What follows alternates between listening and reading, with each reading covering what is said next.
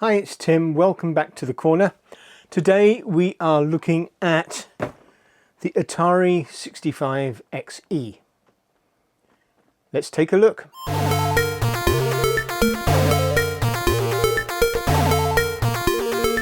Now, the Atari 65XE was one of the 8-bit Ataris that started with the 400 and 800 in, well, I think 1979. This one came out in 1985, and it was the first 8-bit machine that was produced under the banner of Jack Tramiel, who had recently decamped from Commodore. And it came out at pretty much the same time as the Atari ST, and you can see from the box that it has the same design aesthetics. It's called the 65 because it's got 64K of RAM, and presumably, being Jack Tramiel, he wanted to be one up on the Commodore 64. It's got 64K of RAM, it's got a screen, does graphics, it does sound, it does all the usual sort of stuff. It has got a bigger brother, the 130XE, which has got 128K of RAM. And I guess like the Commodore 128 that came out same sort of time, Jack Tramiel wanted to be one bigger, so instead of being called the Atari 128, it was called the Atari 130. Yeah, right. Anyhow, let's take it out of the box and see what we've got. So yes, the box is in a bit of a state. So we've got a joystick, we've got a cable, that I think is your standard video cable. That is your standard Atari joystick. Yeah, we all know and hate those. This is XC12 data recorder, I would guess. We will unbox that in a moment. And here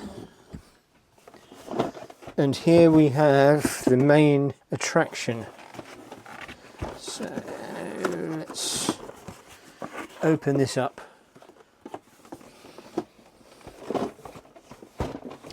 Boxes within boxes. Okay.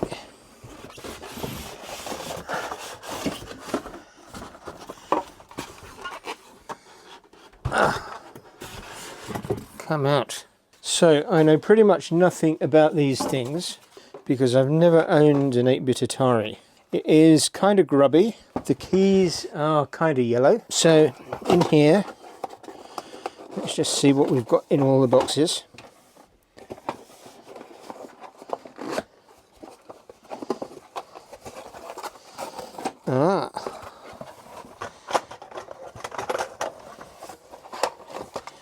We have some tapes. Astro Droid, Blue Ribbon Nightmare Maze, Atari 48K, Leaper Quest for Eternity, Side 2, Savage Pond, Up, Up and Away, Cloak of Death, Side 1, Blue Ribbon Screwball, Space Lobsters, and American Road Race by Activision. Okay, so we have some games. What we don't have is much in the way of leads. Most notably, we don't have a power lead. So immediately we're not going to be able to do very much with this, but let us at least have a look. So that, I guess, is for disk drives. That's the monitor. We definitely have a monitor lead. This looks like a new lead. So that will go in there. Cartridge ports. I'm not sure what the difference is between this cartridge port and this expansion port. Maybe somebody can say in the comments. I'll see if I can get a power lead for this. Keyboard, which is of the legendary spongy type. And that does feel kind of spongy. It will need cleaning and retrobrighting. These are function keys which are labelled help, start, select, option and reset, and they are in the same style as an Atari ST. So in the absence of a power supply, let's just have a look. Serial number A17A30588839. Does that mean anything to me? No, it does not. Okay, it looks like there are 4 screws. I'm guessing that that could have been a 5th screw, but there is no screw in it. Shall we take it apart? Why not?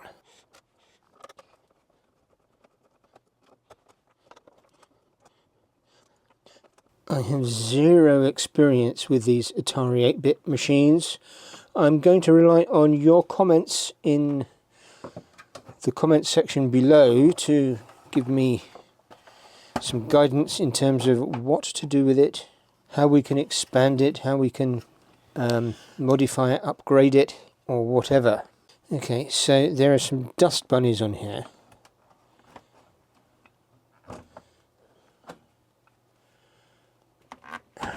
Wait, be careful with that.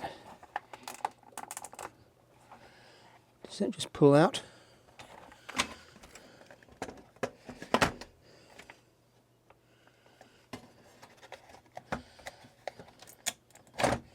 Yes, it just pulls out. Okay. It's not quite as fragile as the +4 one. Not very much better. But so we've got an RF shield which has tabs in it, and the tabs are twisted, at least they're not soldered. So let's undo these and see what we've got underneath. And it's going to get a cleaning outside because this is very dusty.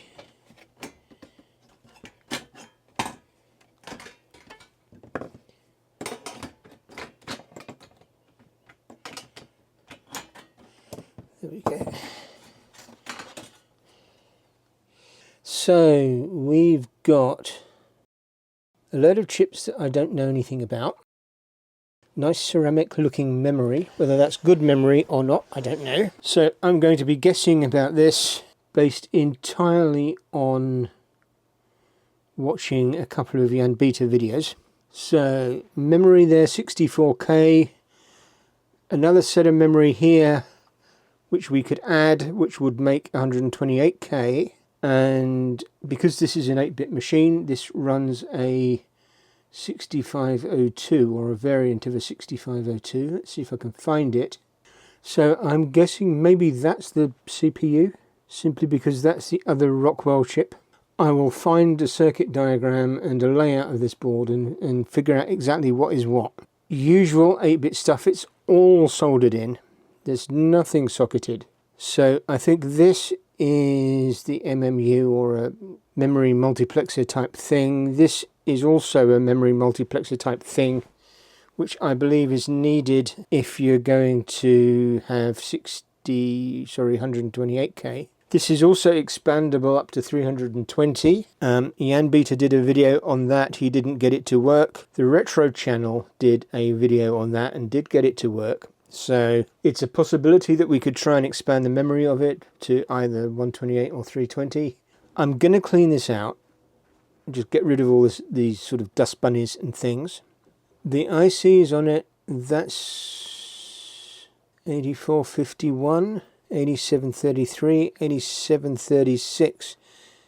It looks like, and that's 8731. So it looks like this machine was built in 1987. Now Atari made these machines all the way up until the early 90s, I believe. So just like the Commodore 64, it kept going. Now this is one of the last of the line of 8-bit Atari machines. The early ones, the 400 and 800, were built like tanks. Lots of solid metal in them, lots of very heavy engineering. These are quite clearly sort of Tramiel-era machines because they are built down to a cheaper price. You can sort of see the influence of Jack Tramiel saying, yeah, build it cheaper. Anyhow, I'm wittering. So let's get this cleaned up. Let's try and find a power supply and then see if it actually works. When you want to get a PCB made, you can just simply upload the Gerber files for it. For example, I did that for this. This is a 1551 paddle that I built on the channel a couple of weeks ago. And to make this, I simply uploaded the Gerber files to PCBWay, told them what color I wanted, how many I wanted, and a week later I got a package of PCBs. They also do other things. They do 3D printing, they do CNC fabrication, sheet metal work, complex PCBs, advanced PCBs, flexible PCBs, PCB assembly. Check them out, www.pcbway.com.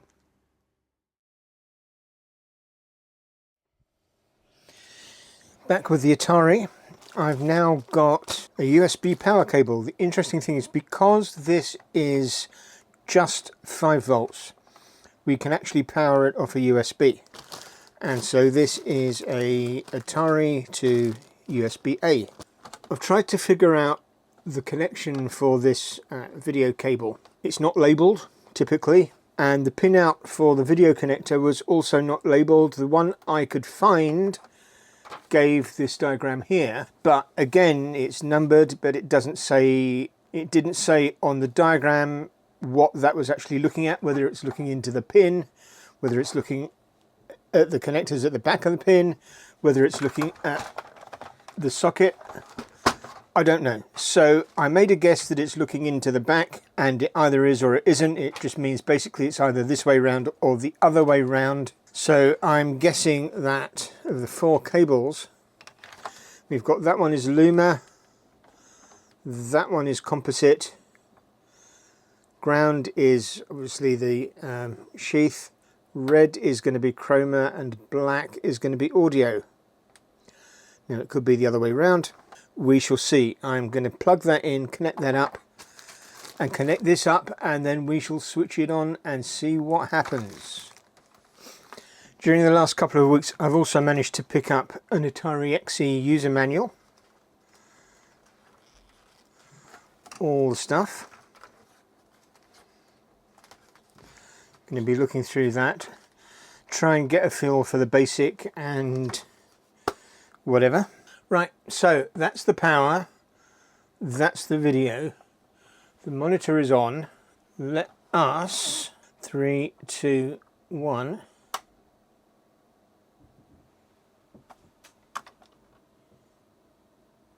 That is actually very faint. That is actually working. Well, when I say working,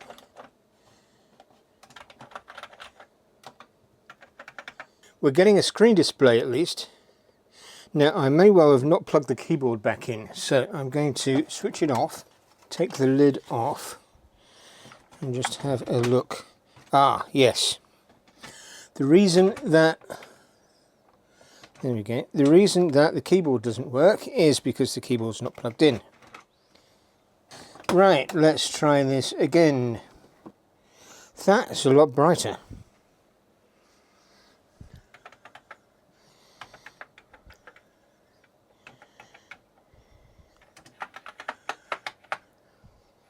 Woo.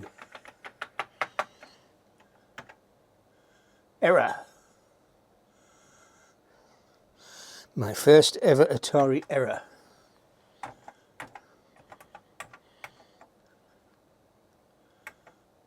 That of course is reset.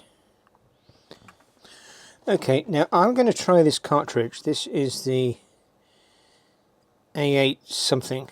They could have written it using real writing rather than some odd font. So I guess it goes in there. I don't know what I'm doing. I've never done this before. Ooh, diag. Now I don't know what any of these are, so your guess is as good as mine. I'm going to look for the cursor down button. Okay, where are the cursor keys on this?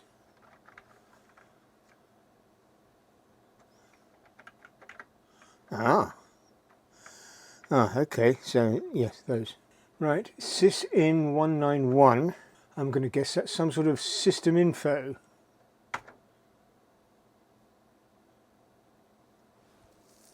Main CPU MOS 6502, computer XL/XE, detected memory linear 65K, so 65536. Extended Axelon virtual not available. Basic Rev C, okay. Oops. Shift to exit. Seems like it doesn't do anything when it exits. Let's hit reset.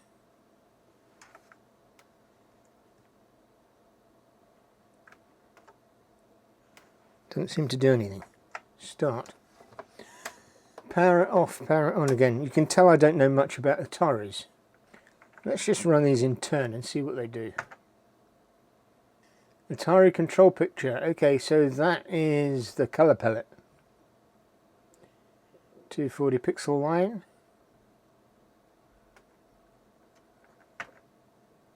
Splendid.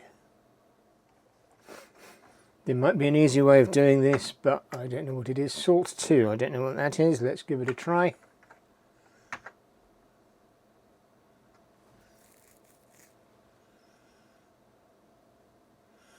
Salt standalone system test.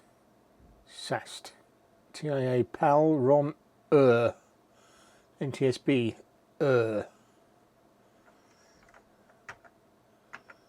Okay, somebody will know what that is.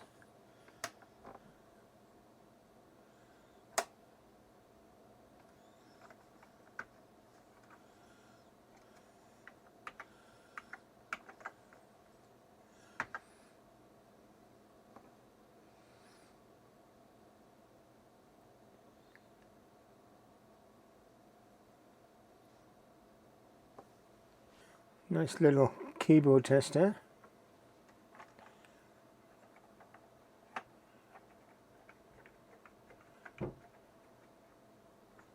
Okay, those shift keys don't seem to do much. That does. That does. Well, the keyboard seems to work. It's not plugged. I don't have the joystick plugged in, but I can plug that in quickly. Let's turn it off.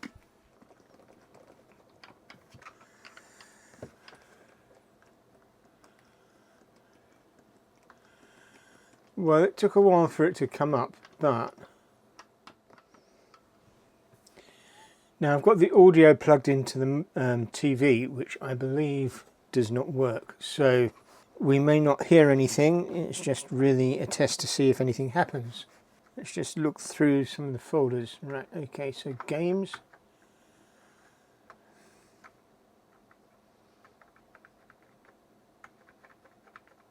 ROM.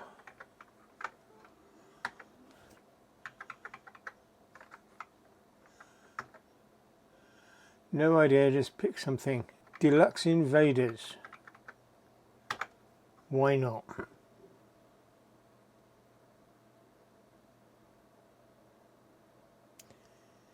Invaders. I'm guessing by the lack of any sound that this is going through the TV, which does not sound.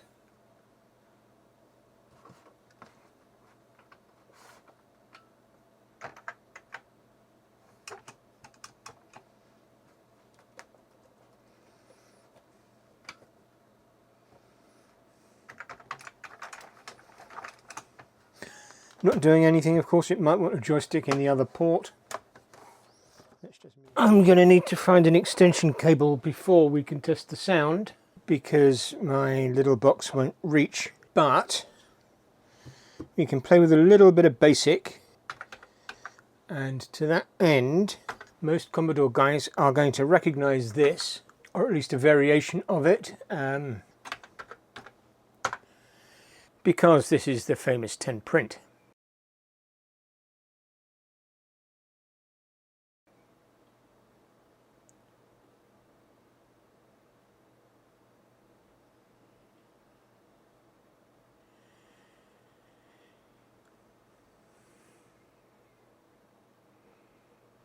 So what I think I'm going to do next is clean up this case a little bit, and then we can have a little look at this. This is the XC2. Now I'll push that to one side because I haven't opened this yet.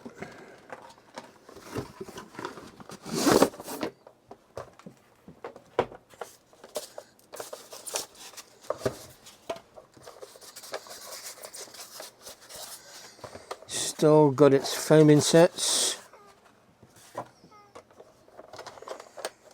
So this is the XC12 cassette.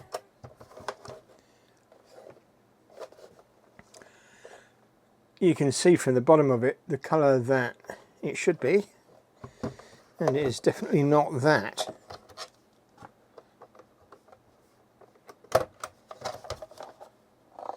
So it looks pretty grubby inside. I'm going to guess the belts need to be replaced and the heads will probably need to be cleaned.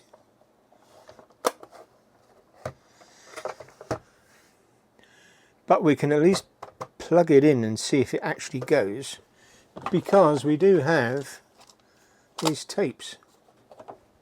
And I'm going to take the cartridge out and plug this in. It looks a bit like a SCART connector, but I'm sure it's not. There we go, chunky thing. I have no idea whether any of these are going to work. So it says to load, hold down start and switch on computer. So I'm going to guess it needs to be put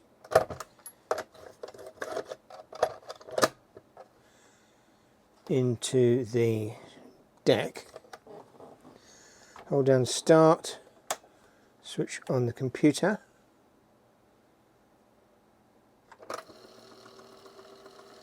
Just rewind the tape. And I guess you just hit play.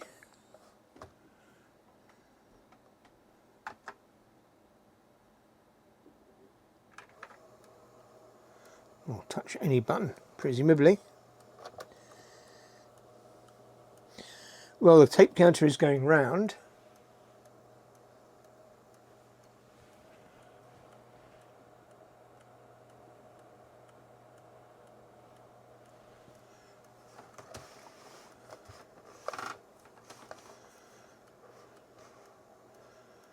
There we go.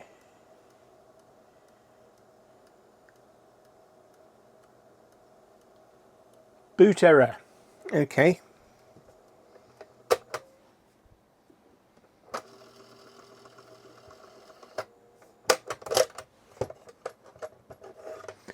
Not a problem. We don't know if it works. We don't know anything about this at the moment. Blue ribbon screwball. Let's just try it.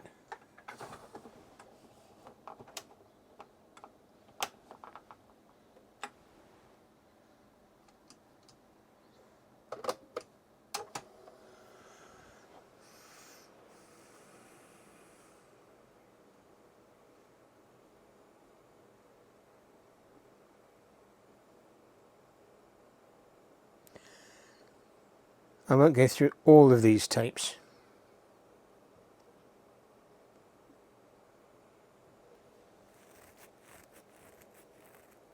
Boot error.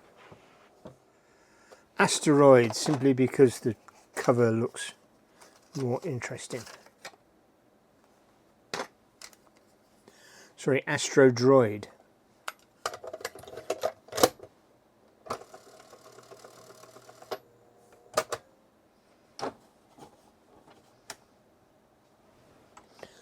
Hold down start.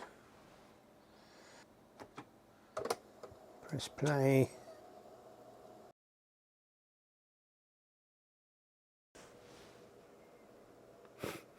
Ooh, Red Rat software. This is actually loading. So it could be those other tapes were bad. I have no idea how long this is going to take to load. We will fast forward through it.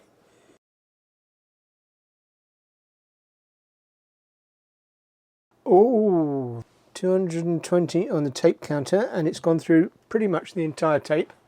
So no sound, of course, until I get some cable extenders.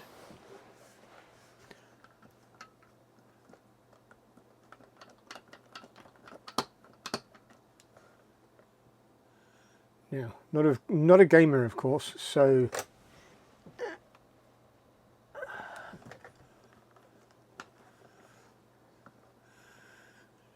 of course I died while I was adjusting the camera.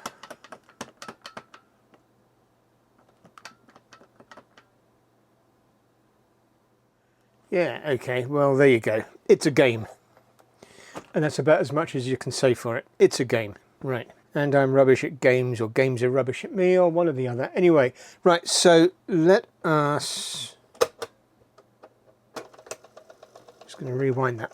Let us get these cases cleaned up. I'm going to retrobright the keyboard, maybe the keys if they come off easily enough, but I'm not going to worry too much about that. But basically clean the cases up. I'll think about recapping that. It's possible this will need a recap as well. We'll see what's inside it. Okay, back in a mo. Okay, let's do some cleaning. So I'm going to start with the main computer. I'll just take the lid off and clean, put that to one side, and we'll concentrate on this top part to start with. So let's just start with some IPA to see what state it's in. So this is just going to give it a rub.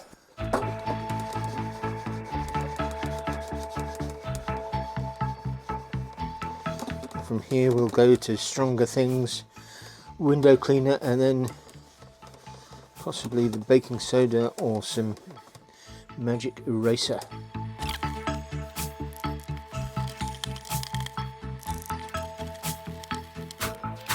I think we'll break out the toothbrush.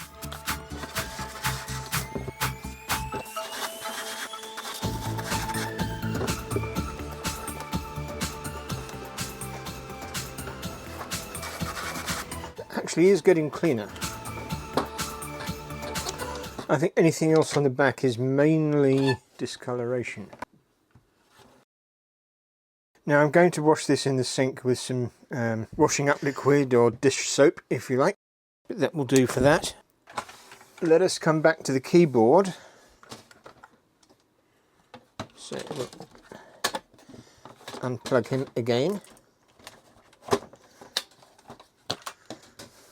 Right, this is going to need a lot of cleaning, and I'm going to take the keys off. I imagine they're going to be the usual thing. Right, let's see about getting these keys off. Pot to put the keys in. So hopefully this will be just like any other keyboard.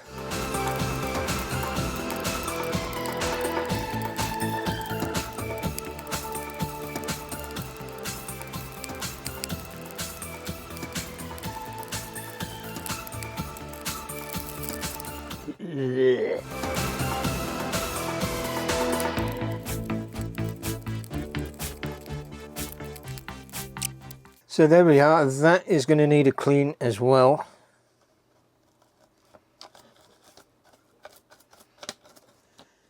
Okay, that's got the surface dirt off. Obviously it will need further cleaning. Look at that. Continuing on, let us take out the PCB so that we can clean the bottom case.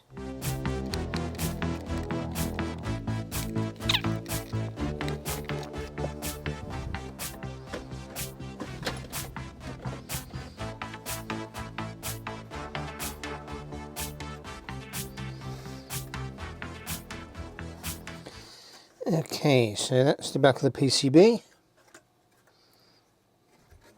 That's the bottom shield. It's straight metal. Some gunk on it.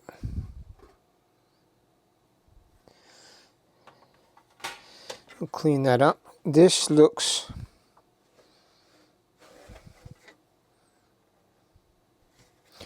basically just grot.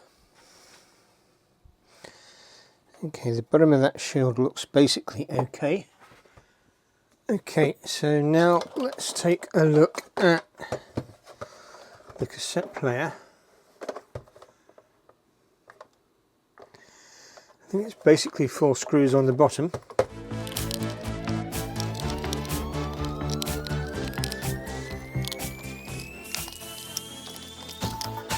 So there we go, there's our 4 screws. And the top just lifts off.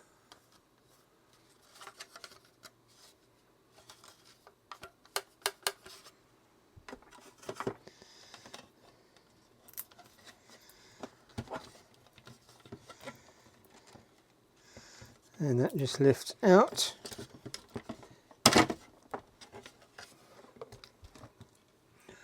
There we go, I'll clean those. So there's a ton of capacitors on this board, but they don't look like they have leaked. So I'm going to put a mat down to catch the dirt this time.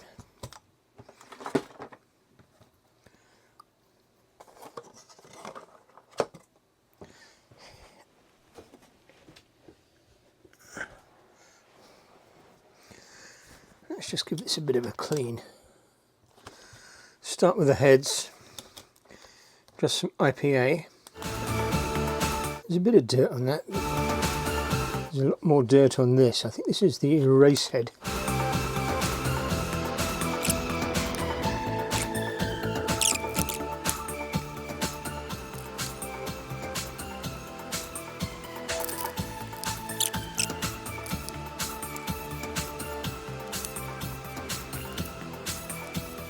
Overall, it doesn't seem to be too bad.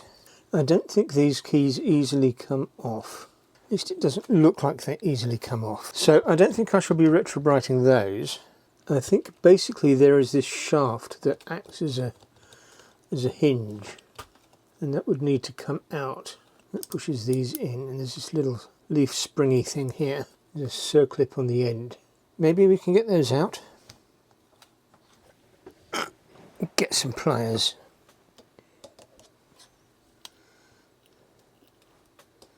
I'm not going to force it because I might not get it back on. There we go.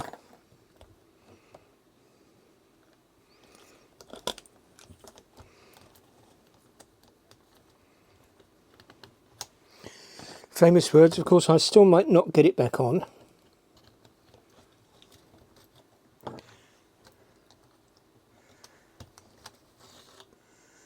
Right.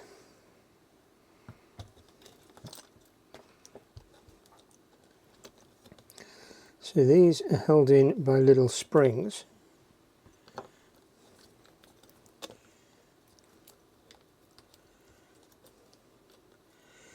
Which I'm going to be careful not to lose.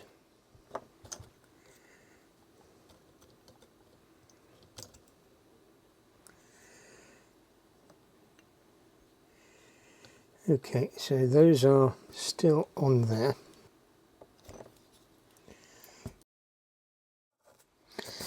Now I'm going to wash these in some hot soapy dishwater, and then I will put them through the retrobright, and we shall see how they look in what for you is only going to be a few seconds, and what for me is probably going to be a good day. Right, see you on the flip side. So it's back from the retrobrighting with some success and some not so success.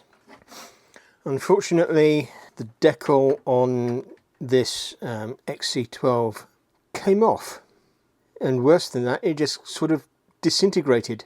Some of it I've managed to save and stick back on, but some of it was just 2 tiny bits, which is a shame because these are not cheap as chips like Commodore tape decks are.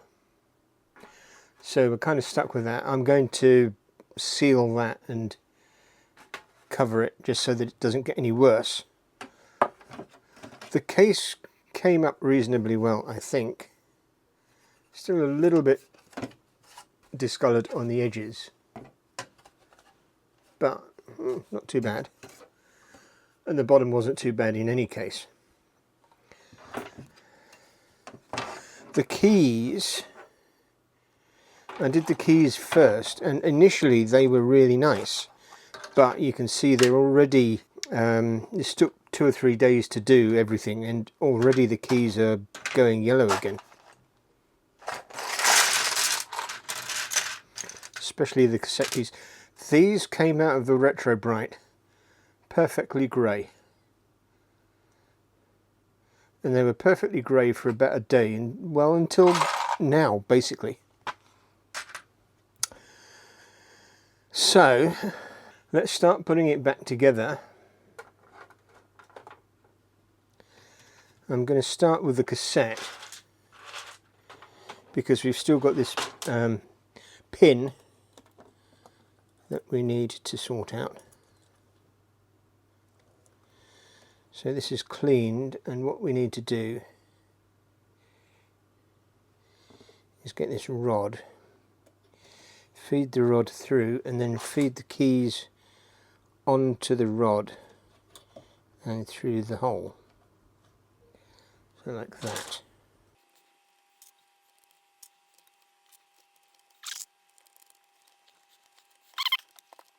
There. And we need to put the clip, whoops, back onto the shaft. So that's on. There were some slightly un-YouTube friendly words involved, so I don't have any footage of that, officer. And you can see that these keys are a little bit discoloured. So before it goes back into its case, let's take a look at the drive belt. Well, this is the counter drive belt. So I've got several bags of Chinese knockoff tape drive belts. I don't know if any one is going to be worse than any other one. Let's open this up and see if we've got anything that is going to be about the right size. It's a square profile, quite thin. No, it doesn't look like I have one that's the right size. So what I can do is go and get some custom belts specifically designed for the job. They look like there's nothing the right size. So I'm going to put this one back, and then what I'll do is go and get hold of some Atari drive belts. So, okay, this will just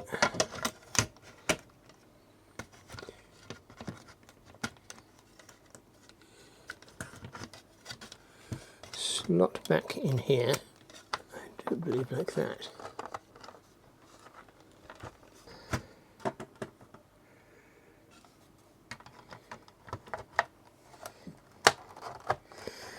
And then that just slides onto the top, and we can do up the 4 screws very carefully. So, being very careful with that. Put that to one side. Okay, so this is the bottom tray. I think it goes like that. Now, do we need to recap it? These caps do look to be in reasonably good condition, just on a visual inspection. I think unless there is a problem, let sleeping caps lie. I think maybe at one time we will fill this memory up, turn it into 128K.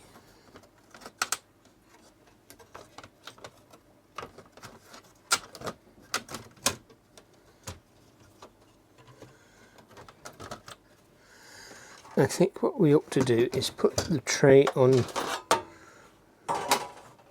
the PCB before we put the PCB in the hole. That way the little tabs will easily go through the little tabby holes. Comme ça.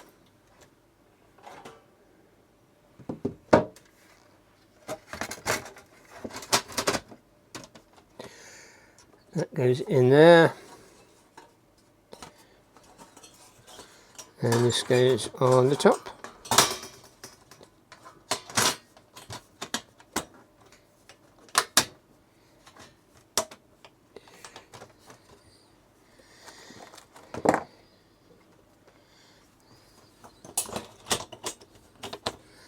like that.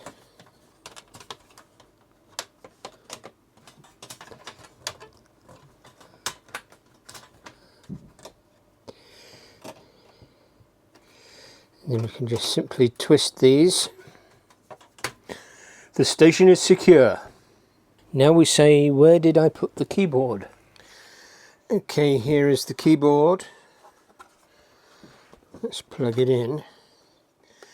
That sits there, and we can put the keys back.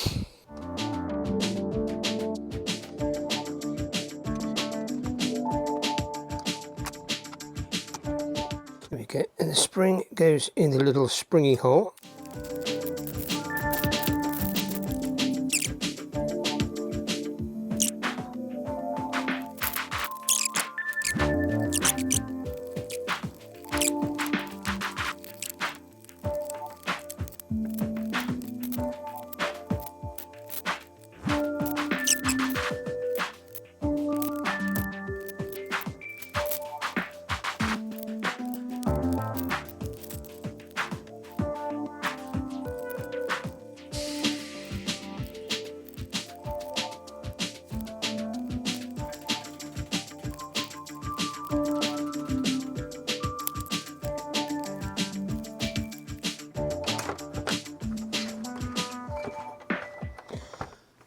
And there we go. Before we close it up, we should put the screws back into the motherboard.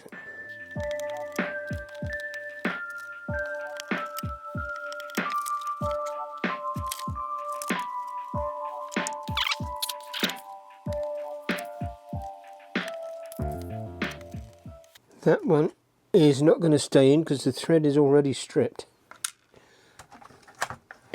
So I'm not going to leave it in there.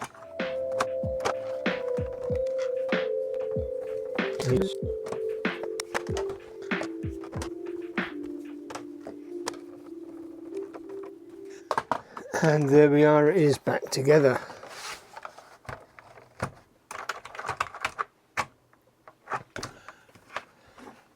Shall we try it?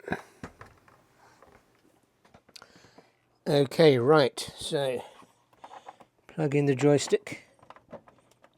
Power is in, video is in, the cartridge is in. I've got an audio adapter lead that has plugged the audio not into the TV but into the little speaker. So let's switch it on and see what it does. That's a good start.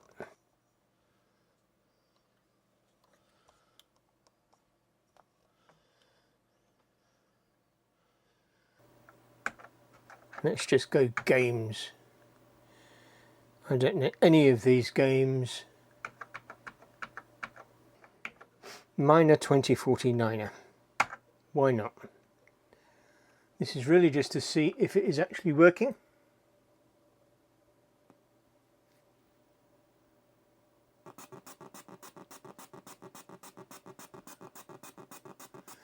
We have sound.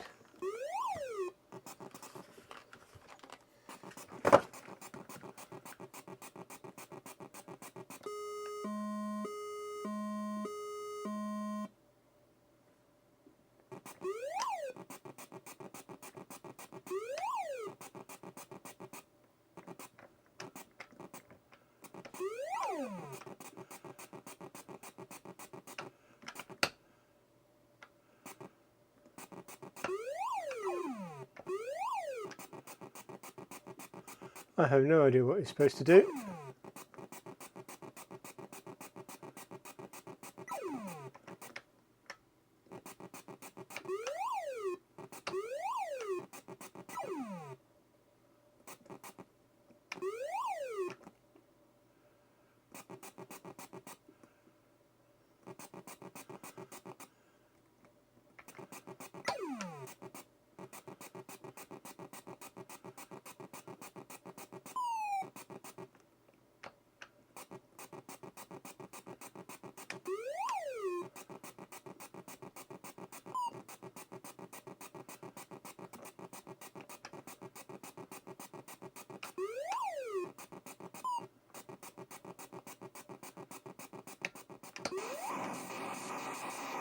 Well, there you are. Wasn't that exciting?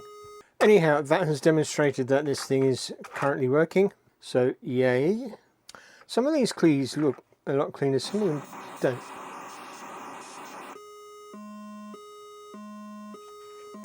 Shut up. I'll try and put a comparison up between this and the earlier situation, but those 4 keys particularly don't look very white. So the other test I guess we need to do is with the cassette deck. So plug the cassette deck in. I shall move this across here so you can see it.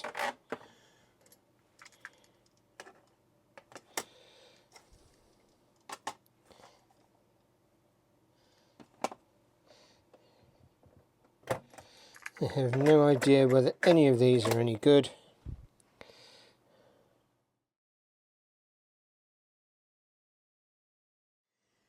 Okay, now something has gone rather wrong here, which I'm now going to show you. And I don't know what the problem is. And I'm hoping that one of you out there will know and say, aha, what you have done wrong is this, this and this. Because I'm sure this is my mistake. And I'm pretty sure it is with the tape deck, which is why it's currently out of its case, so that we can in fact look at the back. Little springy thing has come off. Let's put little springy thing back on. I don't think little springy thing is the problem, but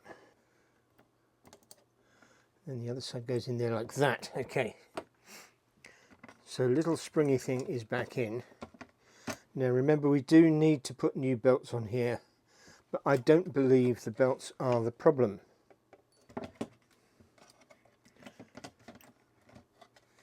So what happens, and I'm going to put a tape in there, and it doesn't really matter what tape I use. This is called Space Lobsters. Right, tape is in. Now if I hold start down and switch it on, that should enable the tape deck. Right, and you'll see there is in fact nothing going to go on there. So this will now allow me to rewind the tape, and there we go, it's rewinding. So you can see what is going on the tape deck, and we press play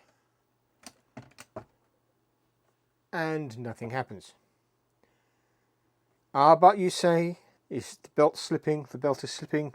No, the belt is not slipping, because if we take this out, you can see the motor is not turning.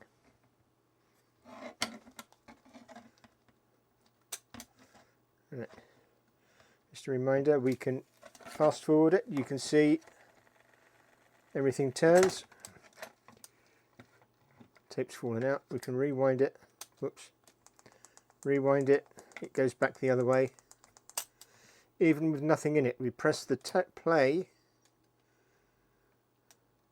Nothing happens. The motor does not turn.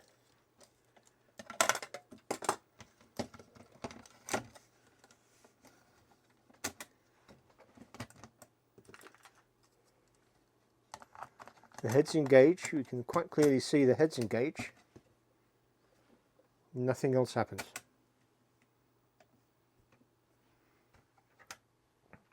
Now, if I switch it back on and go into basic, right, we can again fast forward and rewind still work because they do anyway. That's fine. Play does not work. That is exactly what we're seeing, because you need to activate the motor from within the computer, and that is basically one of the PIA registers, and PIA is a 6520. We're used to the 6526 from the C64 and the 6522 from the VIC-20 and the PET. This is a 6520, and we can directly turn the motor on with a poke. And it is 54018. 18, 52. And if we do that, we can now press play and it works.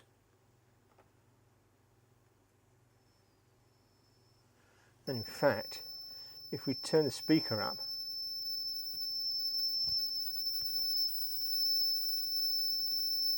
hopefully you can actually hear the sounds coming out.